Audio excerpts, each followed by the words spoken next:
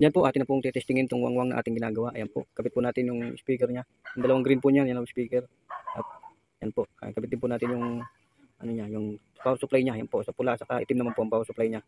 Yan po, atin na pong tetestingin po yan ng wangwang na ating ginagawa. Yan po. Yan po ay 12 volt po siya, 12 volt po siya na supply.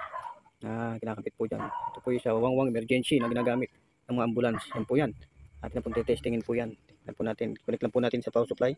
Saka sa ano niya, speaker niya, kinakapitan po natin. Yan po. Ayan. Pinagkapitan po natin speaker, yung dati. Yan. Nakapitan po natin. At testingin na po natin yan. Yan.